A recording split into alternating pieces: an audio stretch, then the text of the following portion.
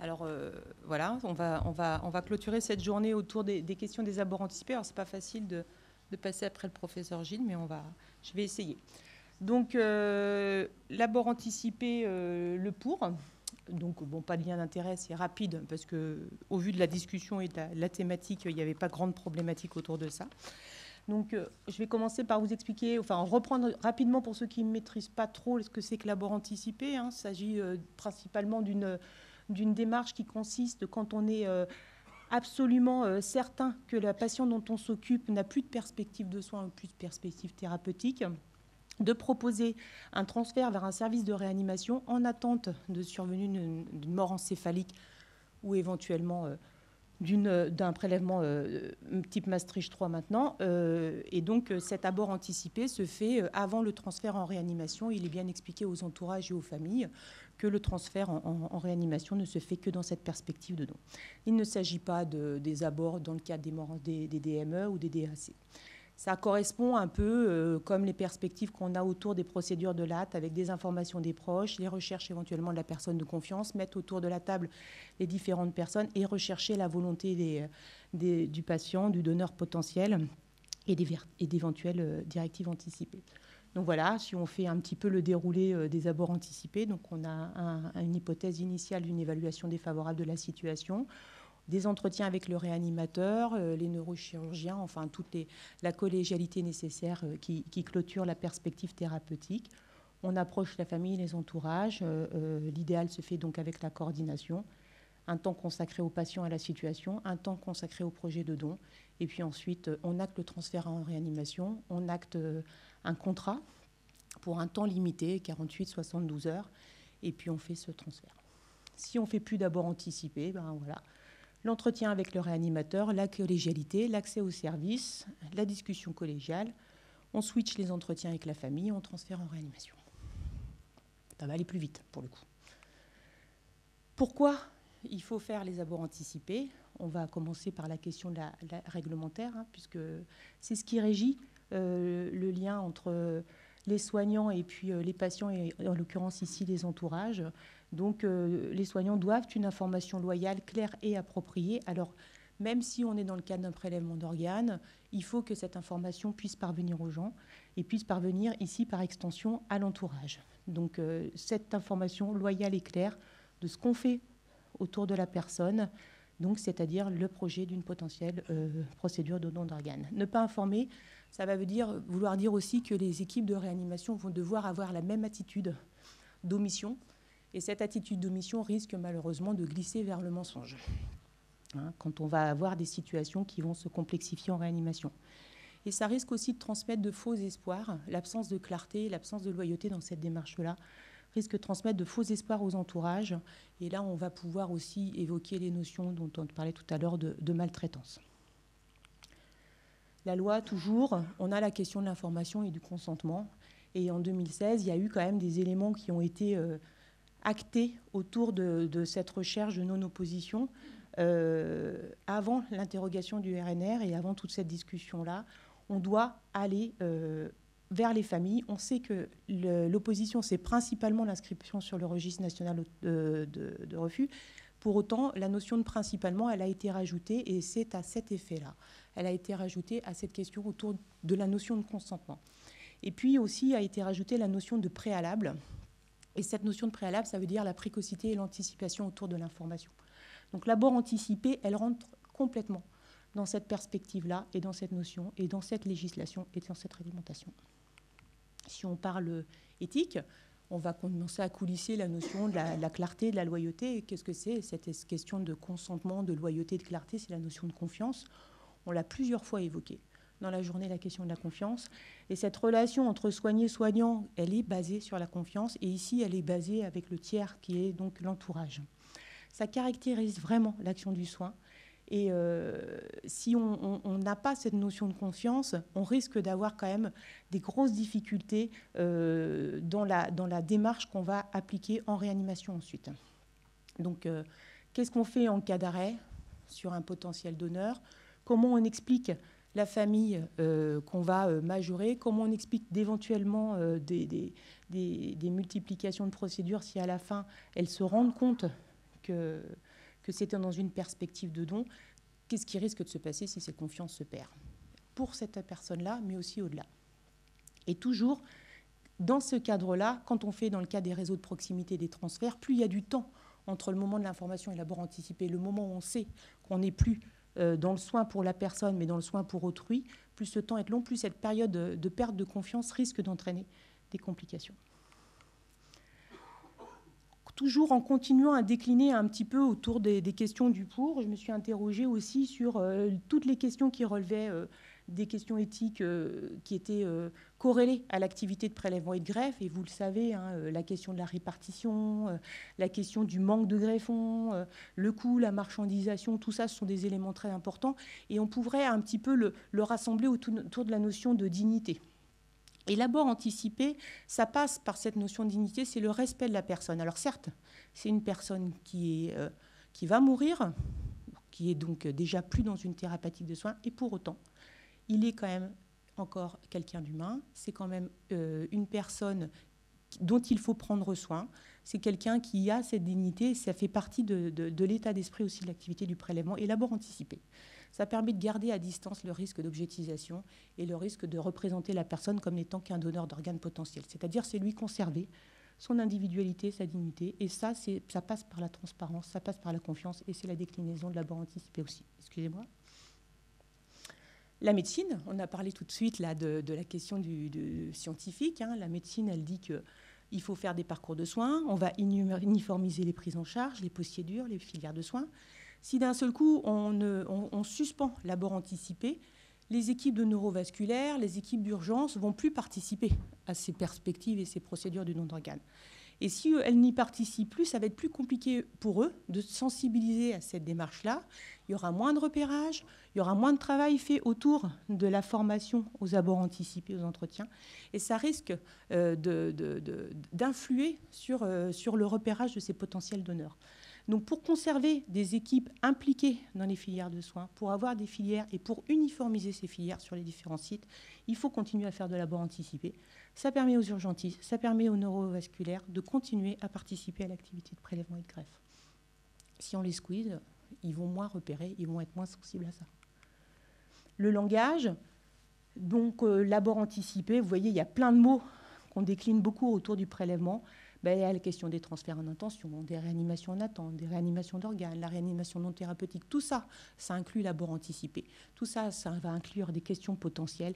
Et s'il n'y a pas dès le départ une clarté autour du projet, ça va être extrêmement compliqué ensuite de revenir en arrière. Et là aussi, quand on est sur des transferts en réseau de proximité, il faut que la famille soit informée, il faut que les assurances soient informées de ce qui est la perspective pour la personne, à savoir c'est un donneur potentiel et c'est plus quelqu'un qu'on soigne pour lui-même, mais qu'on soigne pour autrui.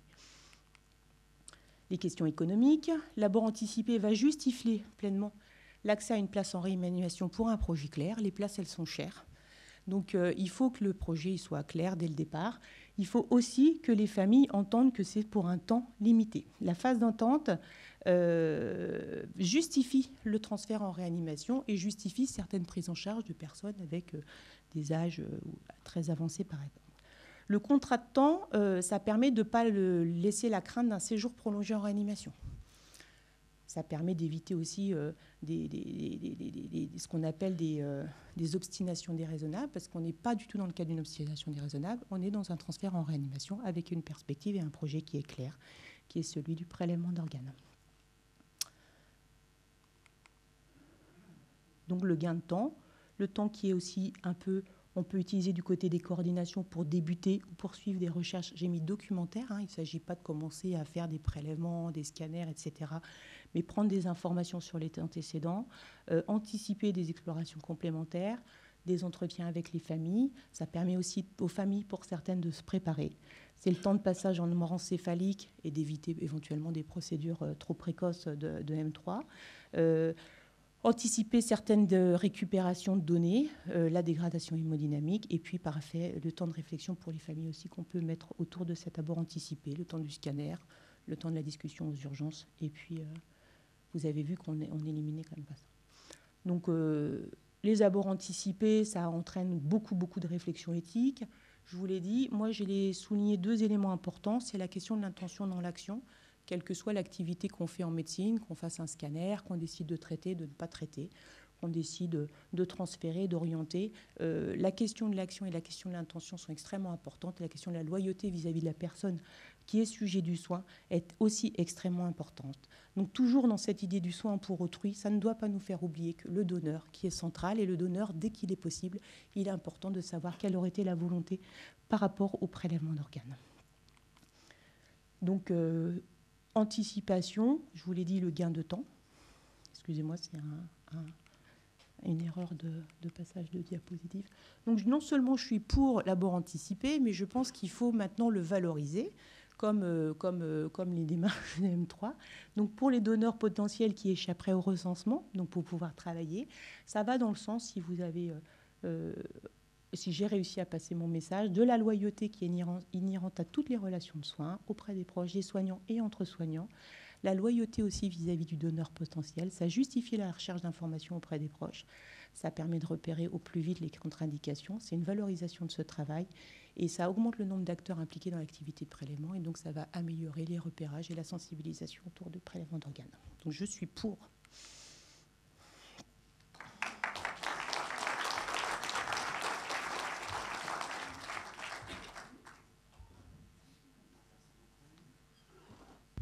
Merci beaucoup. Je vous propose de passer directement au topo suivant, le docteur Laurent Martin-Lefebvre de La Roche, qui va nous faire le parti contre.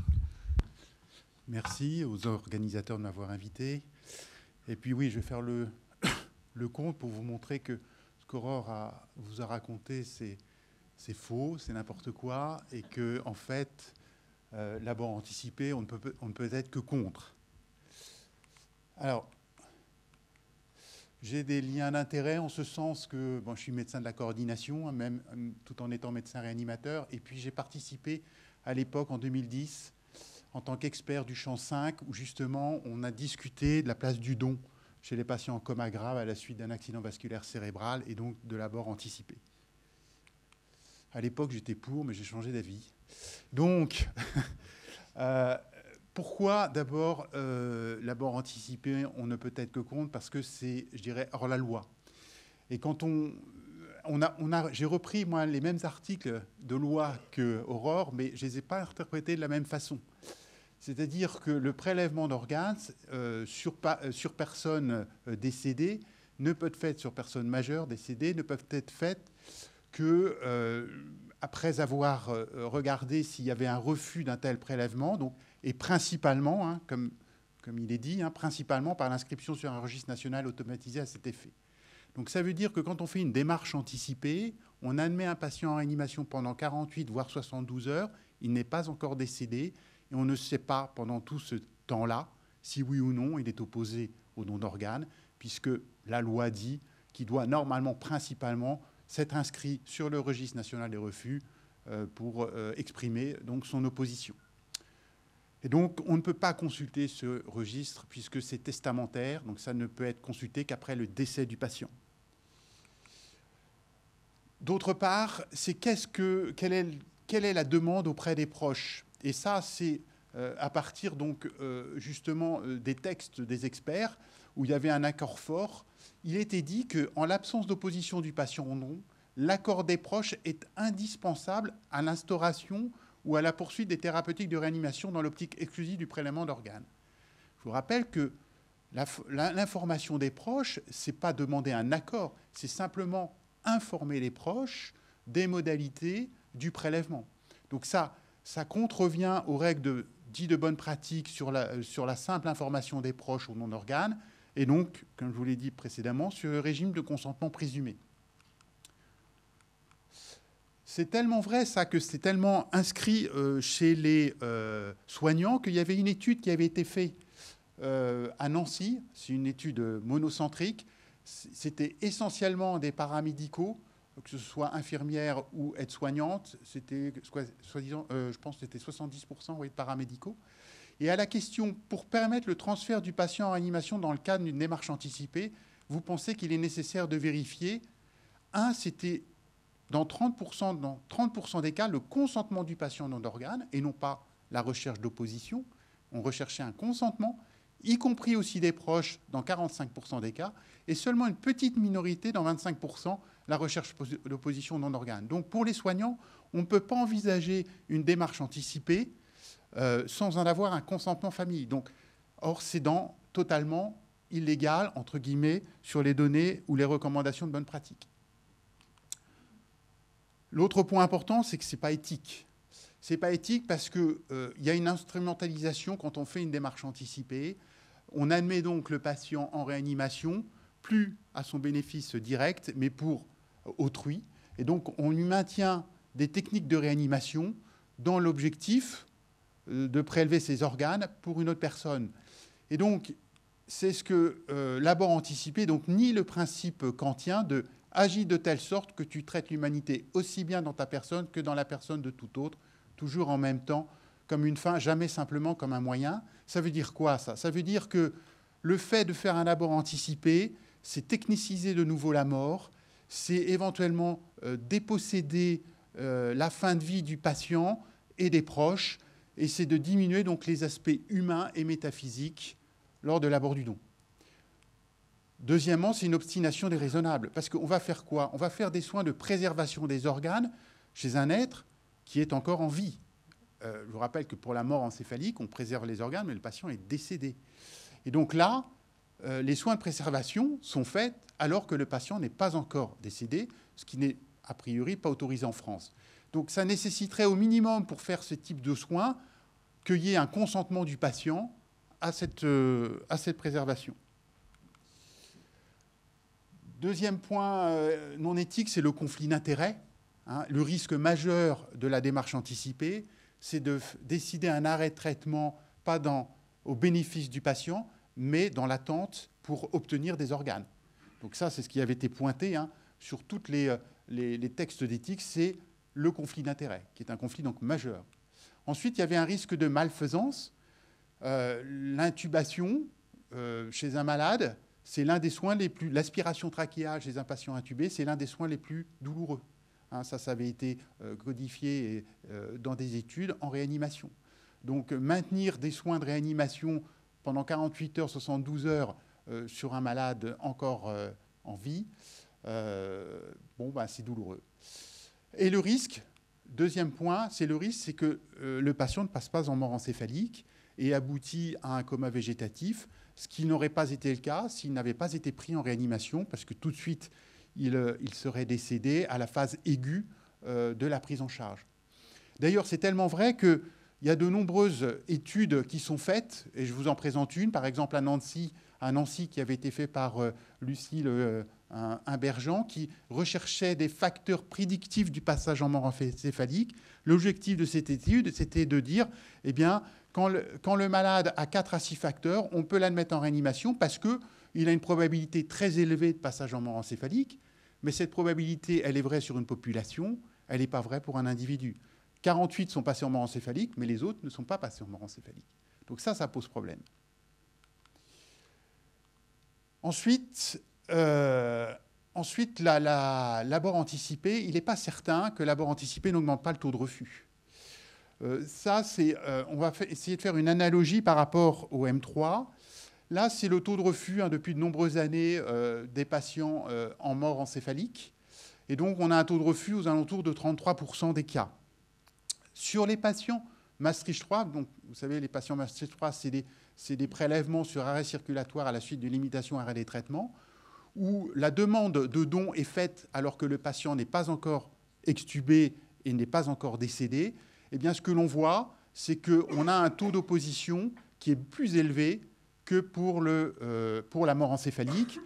Et ça a été retrouvé dans de nombreuses cohortes, notamment une cohorte en Angleterre qui ont firmé, donc c'est sur une cohorte de donneurs potentiels de 2014 à 2019.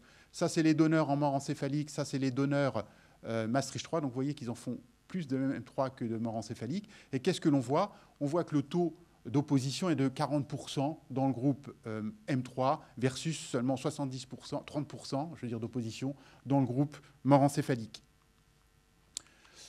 Là, c'est une donnée, alors qui n'a pas été publiée, mais de nos débriefings, où on avait repris sur pendant de 2018 à 2019, juillet 2019, 200 grilles de débriefing d'entretien. Et ce que l'on avait constaté, c'est qu'en fonction du type de donneur, le taux d'opposition était différent. La mort encéphalique, c'était 20%, l'abord anticipé, 34%, et le M3, 45%.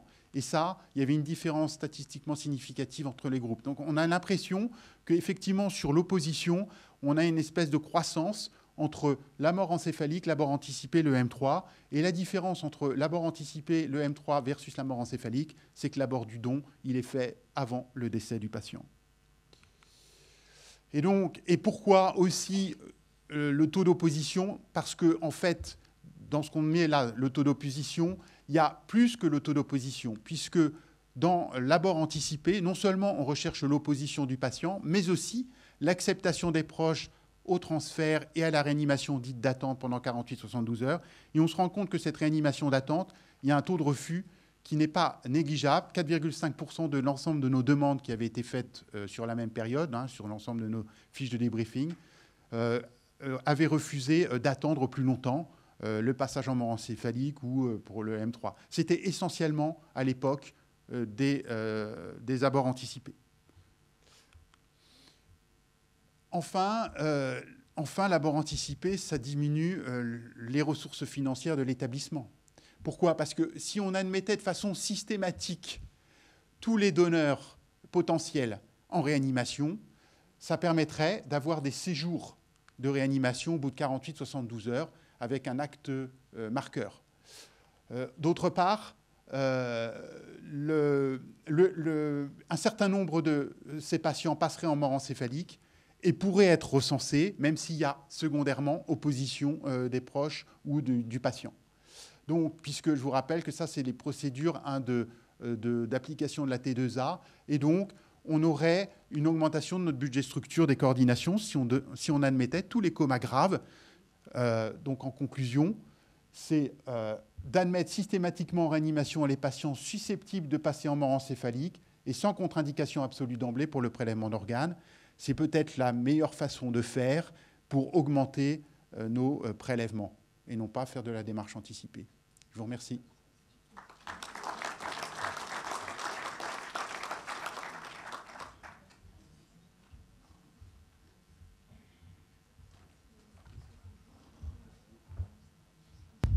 Merci beaucoup aux deux orateurs. Est-ce qu'il y a des questions dans la salle ?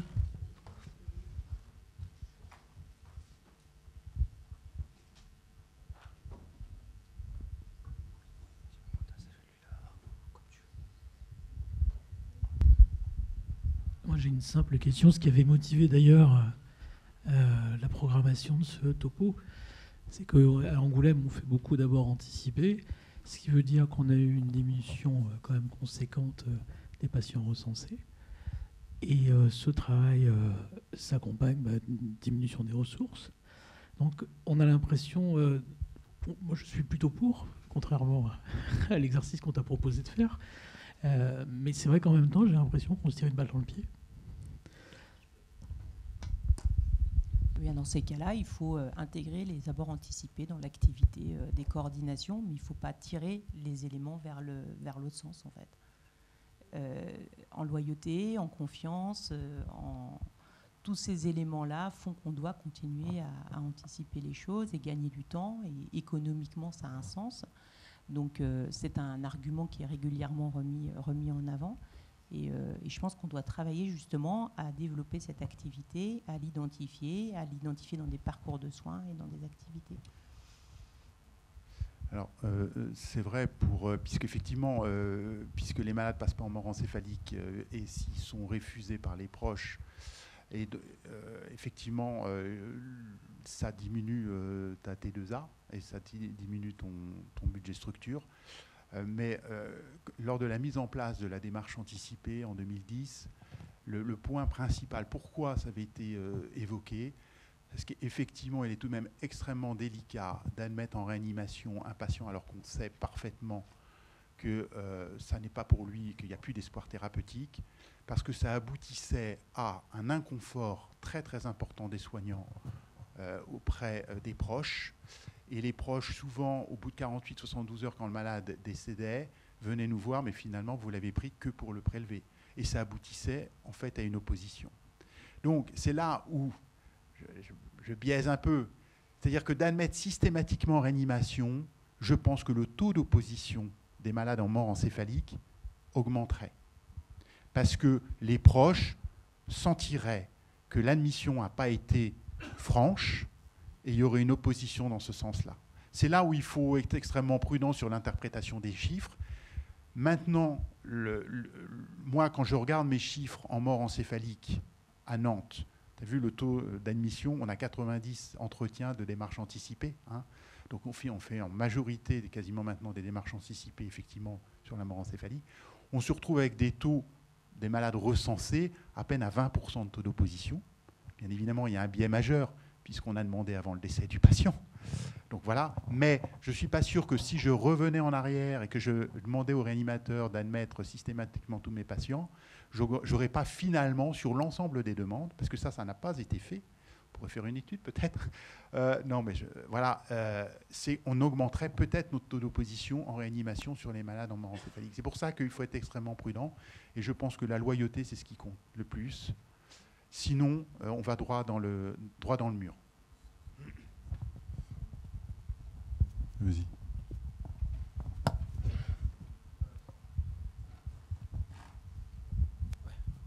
Moi, j'avais une question très naïve, parce que tout à l'heure, c'était la xéno pour les nuls. Donc moi, c'est l'abord anticipé pour les nuls, parce que là, vous êtes entre coordinateurs et vous parlez... Donc, moi, l'abord anticipé, déjà, est-ce que ça implique le transfert en réanimation ? Est-ce que ça veut dire ça ? Et pourquoi on ne dit pas, alors, à ce moment-là, le transfert anticipé ? Pourquoi on dit abord anticipé et pas transfert anticipé ?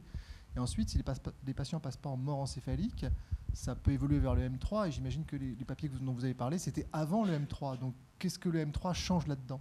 Alors, là, on parle d'abord anticipé parce qu'on aborde le don avant le transfert.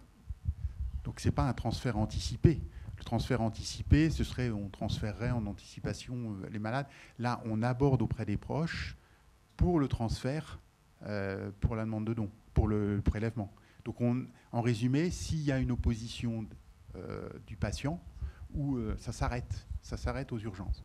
Ensuite, il y a des abords anticipés qui sont faits aussi en réanimation, mais ça, je ne rentrerai pas dans ce détail-là. Mais voilà, en fait, les abords anticipés, c'est dès qu'il y a une limitation de soins et qu'on pense qu'on va extuber le patient parce que malheureusement, l'accident vasculaire est trop grave, il n'y a pas d'intérêt à poursuivre. À ce moment-là, on peut faire un abord anticipé.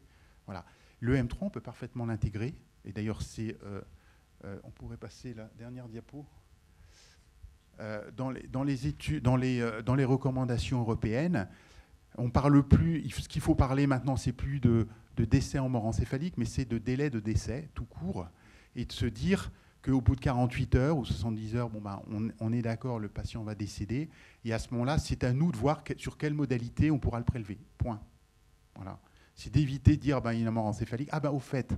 Non, finalement, il n'est pas passé en mort encéphalique, on va faire du M3. Donc non, on a une autre proposition. Non, le plus simple, c'est de dire, on discute dans 48 heures, l'arrêt des traitements sera fait dans 48 heures, il va décéder dans 48 heures, point, quoi qu'il passe.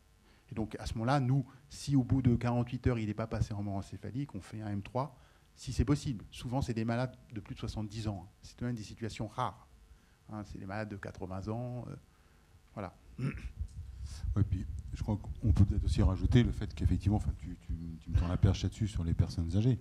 Effectivement, quand on est confronté à des sujets âgés qui viennent de faire leur AVC hémorragique massif, qui n'ont pas de ressources thérapeutiques, parce qu'on ne l'a pas dit ça n'a pas été dit dans les topos, mais on préfigure effectivement que c'était l'absence de ressources thérapeutiques. Excuse-moi, Aurore. Effectivement, à partir de ce moment-là, si ce patient est aux urgences sur un UNV, ce patient n'ira jamais en réanimation.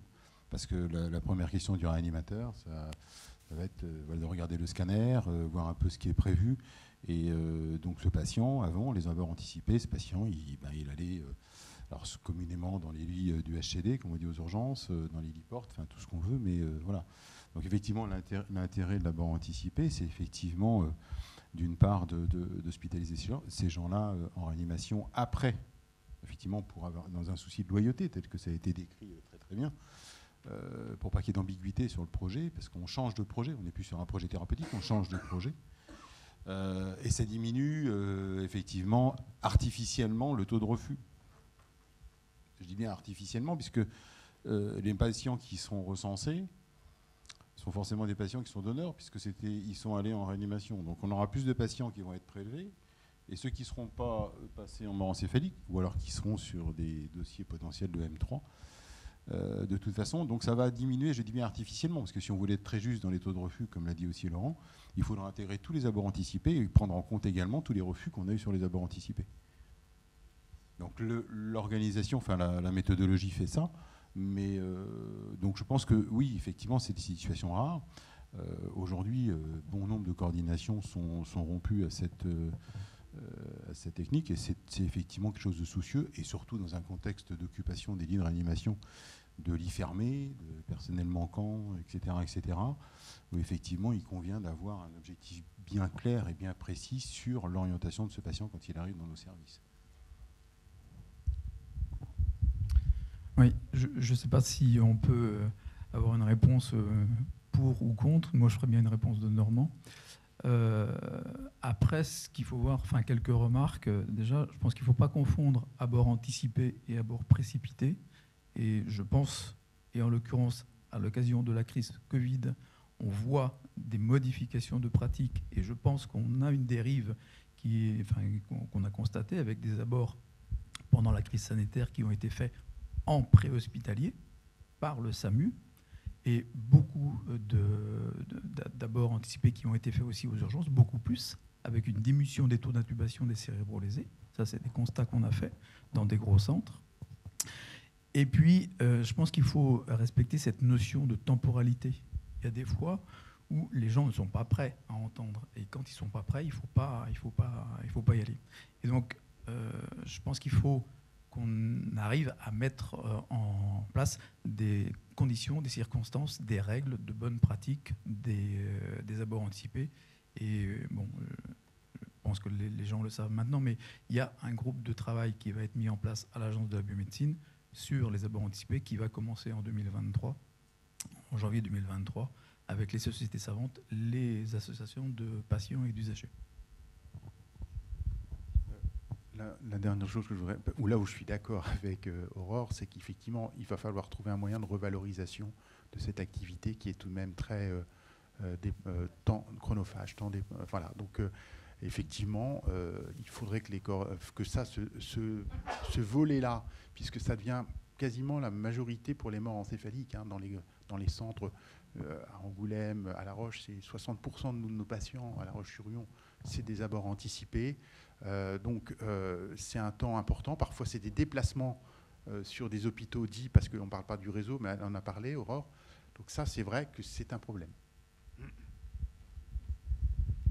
Et puis tu évoques cette situation-là, mais tu parles du local, mais bon nombre de centres qu'on connaît, on travaille dans ces centres-là, se déplacent aussi, hein, dans ce qu'on appelle les réseaux de proximité.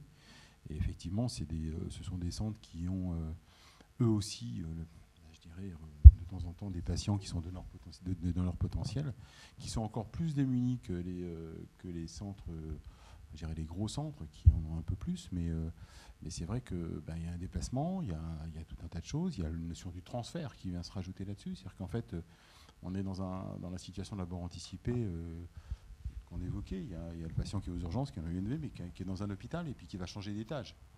Mais là, on rajoute une composante un petit peu plus compliquée, qui est, en plus, on va le transférer. Et donc, ça, c'est pas forcément toujours évident non plus. Donc, il faut prendre en compte cette situation, mais il faut aussi le valoriser. Et je pense que, voilà, ça fait partie des. On peut pas majorer et augmenter cette activité en étant, je dirais, transparent par rapport à tout ça, quoi. Et les examens aussi. Moi, j'ai toujours été personnellement, mais ça, ce sont des débats. Je n'ai pas dit que j'avais raison, loin de là. Mais je pense qu'il faut aussi valoriser les centres qui appellent. Les centres qui appellent, les centres à qui on fait faire un scanner, les centres à qui on fait faire des bilans avant de transférer les patients. C'est des éléments très importants. Enfin, on ne peut pas compter uniquement sur leur bonne volonté pour nous appeler. Une fois qu'on s'est déplacé, il faut aussi les valoriser. Aujourd'hui, quand un patient est pris dans un hôpital A pour l'envoyer dans un hôpital B, après un abord anticipé, les seuls bénéficiaires, excusez-moi, si le patient passe en mort encéphalique, c'est d'avant tous les greffés, futur greffé. Mais effectivement, le patient qui est arrivé dans l'hôpital B. Oui, on va arrêter là pour cette partie de la session. Ça soulève plein de questions, mais il faut laisser un petit peu de temps pour le dernier topo. L'orateur n'a pas pu se déplacer, sera donc présent en visio. C'est le docteur Vincent Lavoué, c'est ça, de Rennes, qui va nous parler du don d'utérus. Bonjour.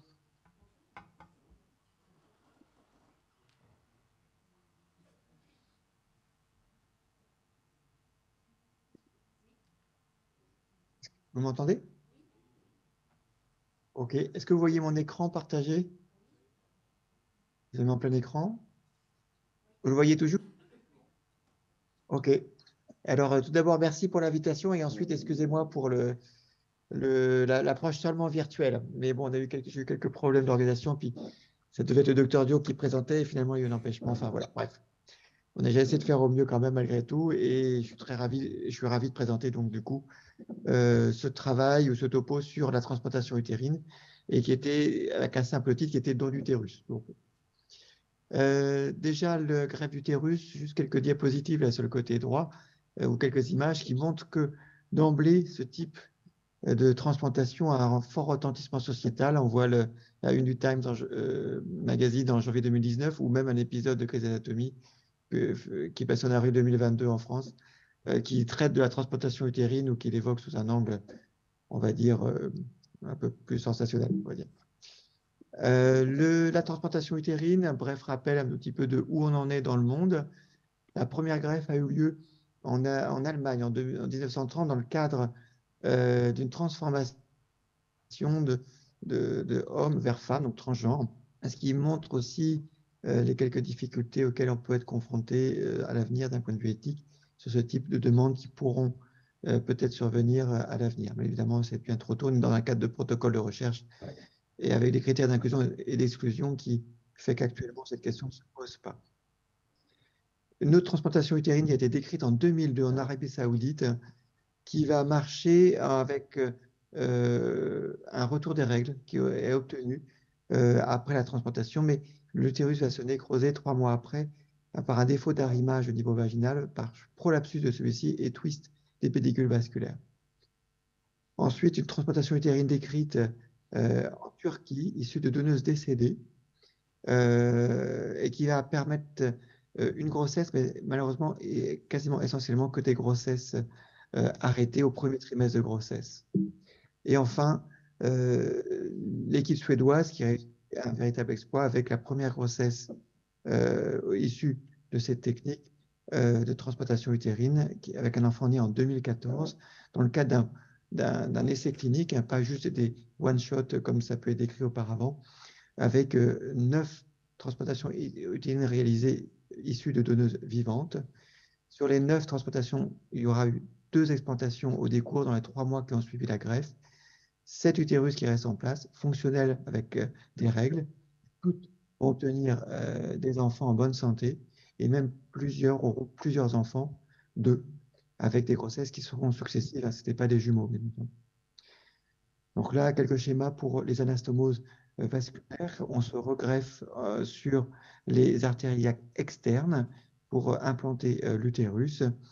L'utérus qui est un organe médian, avec donc une vascularisation bilatérale qu'il faut respecter à la fois pour l'apport artériel et le retour veineux. Je pose un certain nombre de questions sur le retour veineux. Est-ce qu'on doit aussi réaliser le retour veineux ovarique en plus sur la veine utéro-ovarienne ou non? Donc ça, c'est des questions techniques. Alors le panorama, bon, raccourci un petit peu sur cette diapositive dans le monde, suite à l'exploit de l'équipe suédoise qui permet cette première grossesse, où beaucoup d'équipes dans le monde développent leur propre programme de transplantation utérine et on est à ce jour aux environs d'une centaine de transplantations utérines réalisées dans le monde et une cinquantaine d'enfants nés à peu près, parce que le compte est plus difficile à obtenir vu que c'est vraiment une assise mondiale et plusieurs autres grossesses sont en cours. Il y a eu une première naissance vivante en 2021 en France par l'équipe de Foch avec une transplantation réalisée en 2019. Ils ont réalisé une seconde transplantation il y a quelques semaines et l'équipe suédoise. Et dans le cas d'une donneuse vivante, hein, c'est pas dans le cas d'un prélèvement, dans le cas d'un don d'organes dans le cadre du prélèvement multi-organes. La greffe d'utérus est aussi possible issue de décédés. Ça, c'est le premier cas décrit a eu lieu au Brésil avec la naissance d'un enfant en bonne santé, naissance d'un enfant en 2019. Alors, pour mettre brosser un petit peu ce projet de transplantation utérine, pour une patiente, ça reste des protocoles longs et la transplantation utérine est une étape dans la prise en charge de cette infertilité utérine. On passe d'abord par une étape de fécondation in vitro. Les patientes ont en général leurs propres ovaires. On crée les embryons que l'on congèle et le nombre d'embryons est un critère d'inclusion pour accéder à la transplantation utérine. On transplante l'utérus environ 1 an après la transplantation utérine, après s'être assuré en gros de l'absence de rejet et d'infection opportuniste. On autorise le transfert d'embryons congelés, puis la grossesse d'espérer obtenue. Des fois, il y a des échecs de transfert d'embryons et on renouvelle ce transfert. La grossesse, la naissance a lieu par césarienne. On peut autoriser une deuxième grossesse à suivre. Mais dans tous les cas, greffe d'utérus qui est transitoire avec une suppression autorisée dans les protocoles internationaux à 6 ans, terminera par l'explantation utérine, soit au cours ou au décours de la césarienne, soit 3 mois après cette césarienne. C'est forcément une approche multidisciplinaire, vous connaissez encore mieux que moi dans le monde de la transplantation, mais on élargit le champ avec les médecins qui s'occupent de la fertilité, avec l'assistance médicale à la procréation, les services d'obstétrique des grossesses, qui restent des grossesses à risque, toutes les équipes de transplantation, qu'elles soient chirurgicales, néphrologie pour le suivi d'immunosuppression, que ce soit avant ou pendant la grossesse ou après. Évidemment, les services de chirurgie gynécologique. Donc à Rennes, on a obtenu le PHRC, on a TULIP pour transplantation utérine avec donneuse vivante et donneuse décédée. Elle s'adresse à des patientes qui ont une infertilité utérine absolue, définie par l'absence d'utérus, ou relative non traitable. Donc là, qui est une définition un peu plus floue, mais pour lesquelles on propose une définition qu'on pourrait développer. Voilà. Le protocole est forcément long. On évalue la receveuse et plus ou moins la donneuse vivante si on a une potentielle disponible selon la loi française, hein, donc intrafamiliale ou amis proches susceptibles d'agir en faveur de la patiente. Évaluation qui est très large mais proche de toutes les transplantations d'organes. Mais on rajoute le contexte de fertilité, le contexte gynécologique.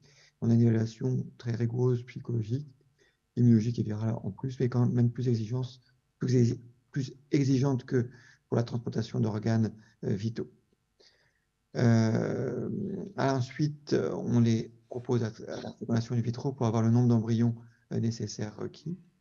Et on les inclut soit dans le bras donneuse vivante, s'il y a une donneuse vivante possible, éligible, qui répond à tous les critères d'inclusion. En l'absence de donneuse possible, vivante, elles sont forcément mises dans le bras donneuse décédée en état de mort encéphalique et inscrite dans le fichier cristal qui fera modifier en conséquence. Il y a des choses qui ne sont pas encore faites avec une liste d'attente.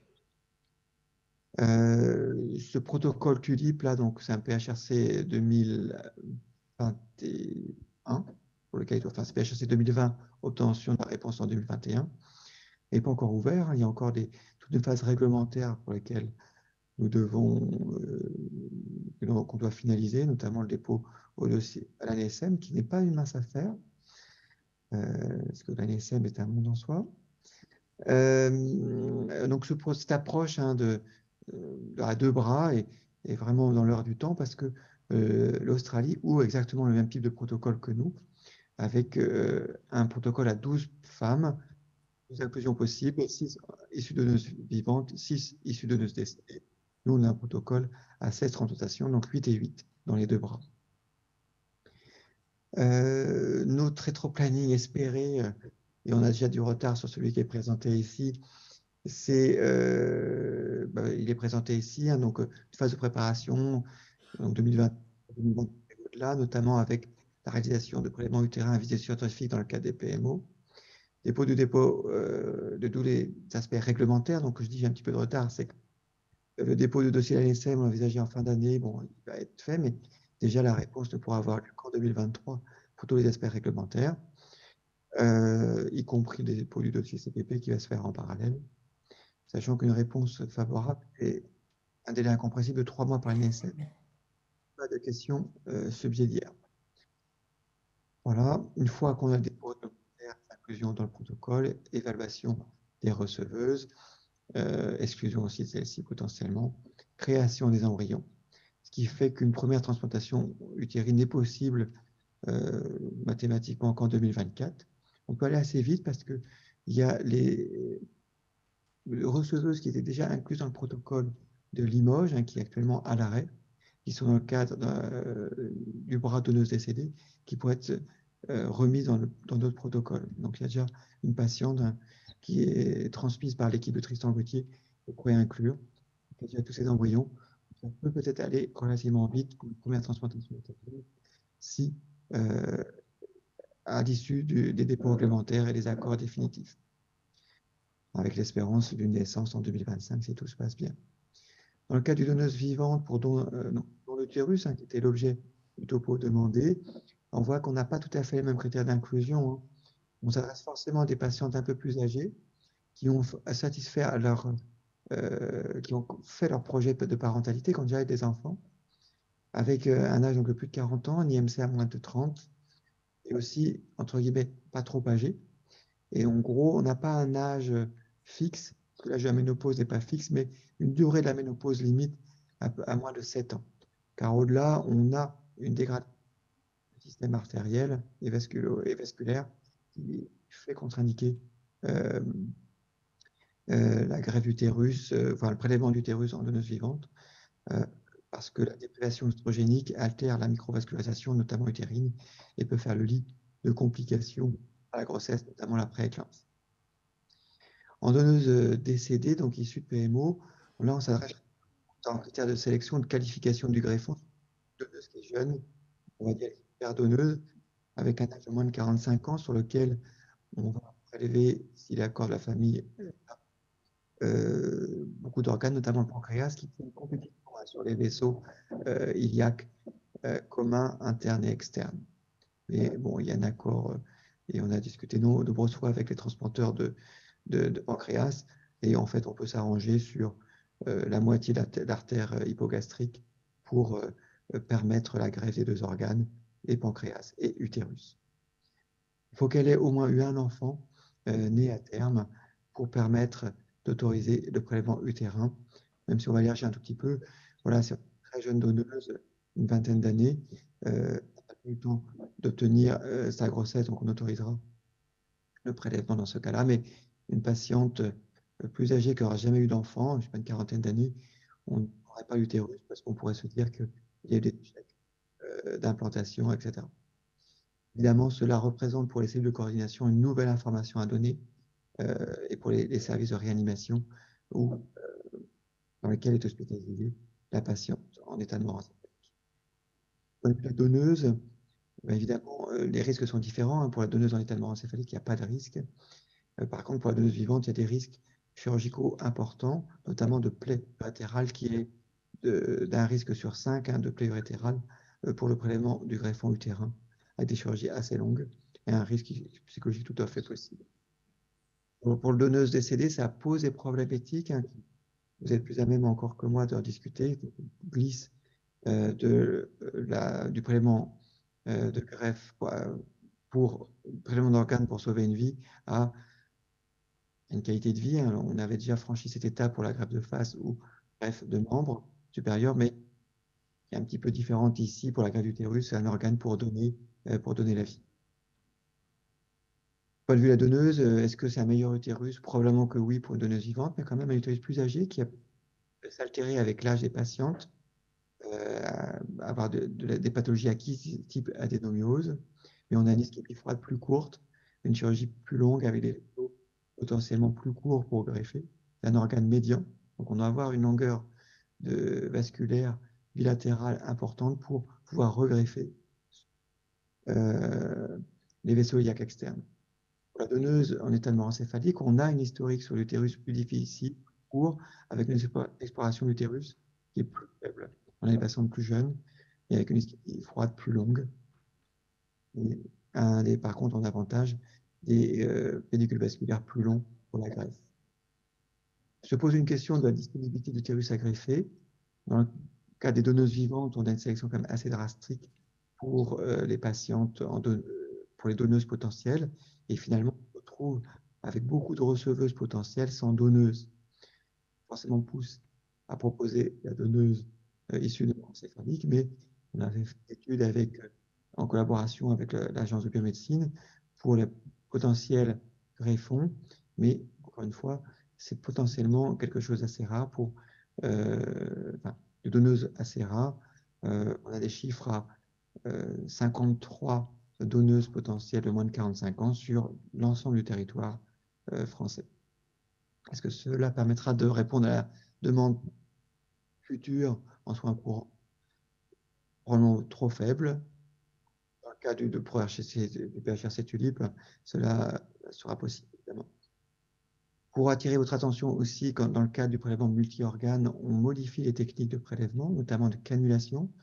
On propositionne le prélèvement de cannulation pour le cooling pelvien, en plus du cooling abdominal, avec une cannulation bilatérale fémorale, artérielle, et une décharge unilatérale fémorale, unique, ce qui permet de faire le pelvien, parce que notre philosophie était de ne pas perturber le prélèvement d'organes vitaux, donc abdominaux et thoraciques, qui ont des cannulations aortiques et caves. Probablement qu'à l'avenir, on arrivera vers une cannulation fémorale unique quand on aura un prélèvement abdominal, foie, rein et pancréas et pelvien en plus de l'utérus. Mais c'est trop tôt pour passer à cette étape-là. Ce qui contre-indique les propositions de cannulation aussi, si on a un prélèvement d'utérus à faire, sur la cannulation hypogastrique en iliaque interne, parce que on en a besoin. Et cette cannulation iliaque interne n'autorise pas le cooling pelvien. En tous les cas, sacrifie les vaisseaux iliaques internes dont on a besoin pour regreffer l'utérus. Il y a d'autres possibilités de cannulation. Là, c'est l'expérience brésilienne là, que je citais en début de topo, où ils ont cannulé en iliaque externe, en iliaque commun, pour faire le cooling pelvien. Ce n'est pas l'option qu'on propose. On s'est calqué sur les protocoles proposés par Limoges, parce que là, on a quand même un conflit de cannulation entre les cannulations aortiques et iliaque interne, iliaque commun. Donc, on est très proche pour cannuler, pour faire les ligatures d'aval. Donc, on préfère une cannulation fémorale, ce qui permet de travailler aussi à plusieurs équipes en même temps au moment du temps de cannulation. Voilà, donc la transplantation utérine, un nouvel espoir pour traiter l'infertilité utérine absolue, qui n'est pas si rare qu'on le pense, parce qu'il y a beaucoup de demandes finalement, quand on commence à s'intéresser à la transplantation utérine, beaucoup de patients contactent spontanément le service pour ça.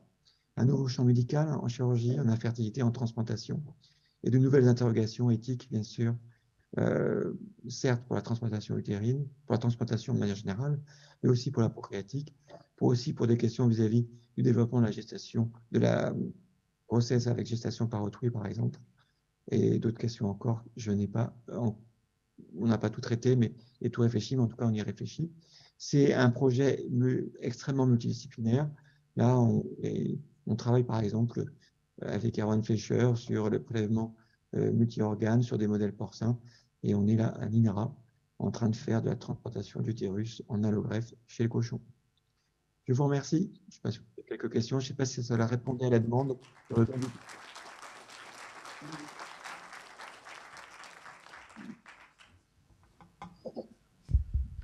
Merci beaucoup. Est-ce qu'il y a des questions dans la salle ?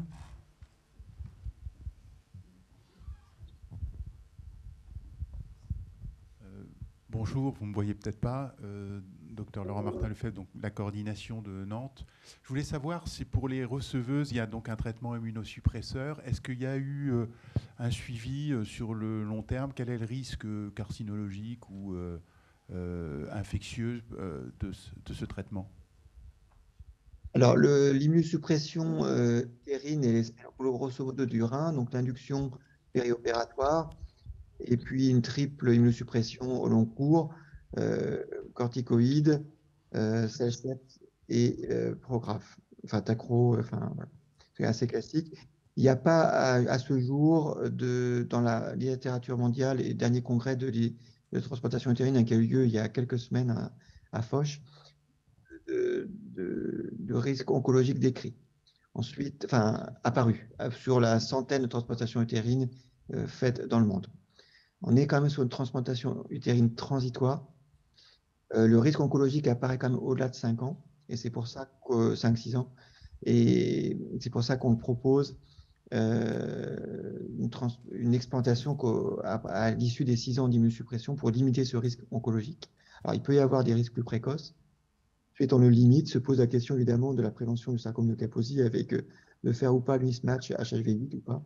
Mais dans le cas d'une greffe d'organes non vital, on ne ferait pas ce mismatch. Donc en gros, on est compatible HHV8 ou pas. Enfin, plus ou moins. Voilà, donc ça, c'est ces précautions qu'on sous-rajoute par rapport à d'autres greffes d'organes solides et comme le rein ou autre. Je ne sais pas si je réponds à votre question.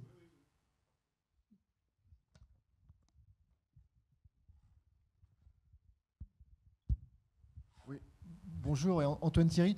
L'année dernière, vous nous aviez fait un topo relativement proche à West Transplant à Rennes. Vous nous aviez exprimé l'ensemble des difficultés, le parcours du combattant que vous aviez traversé, vous et votre équipe. On avait tous été très marqués. Depuis un an, qu'est-ce qui s'est passé? Il y a eu Tulip. En un an, quelles ont été les avancées?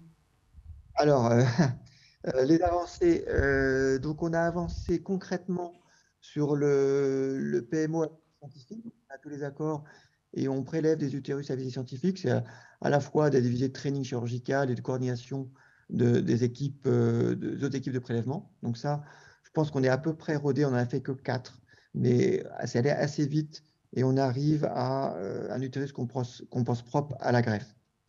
En termes de dépôt réglementaire, on a eu un nouveau retour de l'ANSM en septembre avec une trentaine de questions aiguës qu'on est en train de traiter, que je traite là, parce qu'il demande beaucoup de choses encore.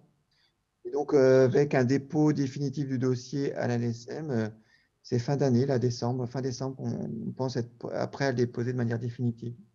Enfin, et en espérant qu'il n'y ait pas d'autres questions encore. On en est là sur l'aspect réglementaire.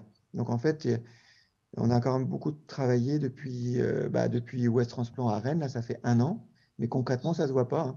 Hein. Et on a notre chargé de projet avec la DRC, j'ai un chargé de projet, c'est une part qui est à temps plein dessus, bon, elle est à 80% en ETP, mais elle fait que ça depuis avril dernier, quoi. Ce dossier l'ANSM, le dossier pour le CPP, voilà. Donc voilà, j'espère là, dans mon timing, c'est avoir l'agrément à NSM. J'espère deuxième trimestre 2023. En espérant qu'il n'y ait pas d'autres surprises. Merci beaucoup.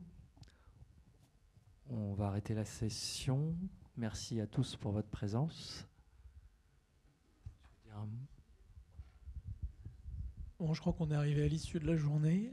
J'espère que ça a été formateur, intéressant, convivial et que vous garderez un bon souvenir du passage à Angoulême. Je réitère ma demande pour que vous laissiez vos badges en plastique dans le petit carton qui est à la sortie de la salle, toujours dans cette démarche écologique. Merci à tous et donc un grand merci aussi à Olivier Baudin, notre organisateur, pour tout ce que tu as fait aujourd'hui. Je crois que tout le monde était très heureux de cette journée. Et puis, bien entendu, ça a été dit ce matin, Marie-Hélène Lecause aussi, qui fait un boulot toute l'année pour West Transplant. Marie-Hélène, merci. Voilà. À l'année prochaine.